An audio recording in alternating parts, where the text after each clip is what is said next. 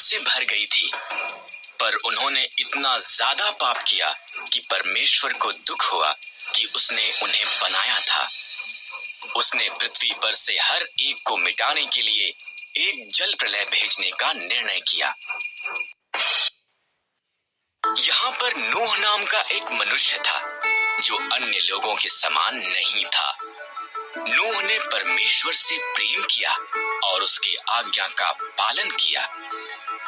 परमेश्वर ने नूह और उसके परिवार को जल प्रलय से बचाने का निर्णय किया। परमेश्वर ने नूह को जल प्रलय के बारे में सावधान किया। उसने उसे एक नीची छत, 3 कोठरियों, 1 खिड़की और 1 द्वार के साथ एक विशाल जहाज बनाने को कहा। आज्ञाकारिता में नूह ने इसका निर्माण किया। परमेश्वर ने नूह को प्रत्येक जानवर की किस्मों में 2-2 करके लेने को कहा, एक नर, एक नारी। तब नूह, उसका परिवार और जानवर जहाज के अंदर गए। परमेश्वर ने द्वार को बंद कर दिया। 40 दिन और 40 रात तक बारिश आती रही। पानी आकाश से गिरा और समुद्रों और झीलों से भी ऊपर आया, यहाँ तक कि सबसे ऊंचे पहाड़ भी पानी में डूब गए। इन सब के दौरान नूह, उसका परिवार और सभी जानवर बाढ़ के जल के ऊपर तैरते जहाज में सुरक्षित थे। परमेश्वर एक पल के लिए भी नूह को भूला नहीं था। परमेश्वर ने हवा चलाई, पानी सूखने लगा। जहाज अरारात पहाड़ पर ठहर गया। नूह ने एक कबूतरी को भेजा। जब वो वापस नहीं आई, तो वो जान गया कि अब सब सुरक्षित थे। जब पृथ्वी सूख गई, परमेश्वर ने उन्हें बाहर आने के लिए कहा। उसने आकाश में एक इंद्रधनुष को वादे के रूप में रखकर कहा कि वो कभी भी पूरी पृथ्वी को जल प्रलय द्वारा दोबारा नाश नहीं करेगा। हम हारान में रहता था अब्राहम। परमेश्वर ने कहा, मैं चाहता हूं कि तू हारान को छोड़े और किसी और देश में जाए। परमेश्वर ने अब्राहम को ये नहीं बताया कि हारान कहां पर था। मुझ पर भरोसा कर, परमेश्वर ने कहा। ये कर, परमेश्वर ने कहा, और तेरी संतान एक बड़ी जाति बन जाएगी। कैसे? अब्राहम को आश्चर्य हुआ। उसकी पत्नी सारा बच्चे पैदा करने के लिए बहुत बूढ़ी थी। मुझ पर भरोसा कर, परमेश्वर ने कहा।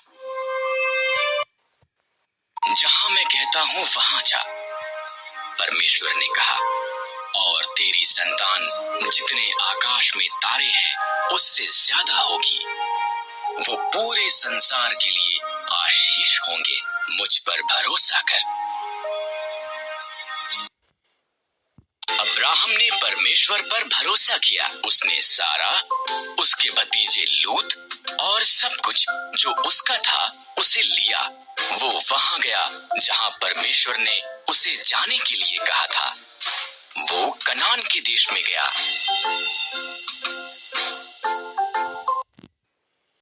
वहां पहुंचकर अब्राहम ने शकेम में डेरा लगाया। परमेश्वर उसको प्रकट हुआ। मैं ये भूमि तुझे और तेरी संतान को दूंगा, परमेश्वर ने कहा। अब्राहम ने परमेश्वर के लिए वहां एक वेदी बनाई।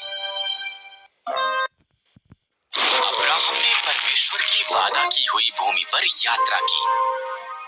वो खुश था कि उसने परमेश्वर पर भरोसा किया था, इसलिए उसने एक और वेदी बनाई और उस सब के लिए परमेश्वर का धन्यवाद किया जो उससे वादा किया गया था। ईश्वर ने अब्राहम से एक पुत्र का और पुत्र से बहुत सी संतान का वादा किया जो सारे संसार के लिए आशीष होंगे। पर अब्राहम और उसकी पत्नी सारा बच्चे पैदा करने के लिए बूढ़े थे।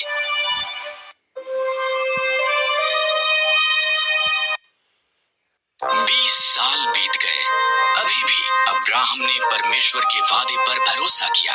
जब वो 100 साल का था और सारा 90 साल की थी, परमेश्वर ने उन्हें अपना वादा याद कराया। सारा एक बालक को जन्म देगी। जब उनका पुत्र पैदा हुआ, सारा इतनी प्रसन्न हुई कि वो प्रफुल्लित हुई। परमेश्वर ने मुझे प्रफुल्लित किया है, उसने कहा। इसलिए उन्होंने उसका नाम इसहाक रखा, जिसका अर्थ है वो हंसता है। जब इसहाक एक छोटा लड़का था, परमेश्वर ने अब्राहम को उसके पुत्र को मोरिय्याह पर्वत पर ले जाकर उसकी बलि देने को कहा। परमेश्वर इस तरह अब्राहम की परीक्षा ले रहा था। इसहाक लकड़ी उठाकर चला और अब्राहम ने छुरी और मशाल ली।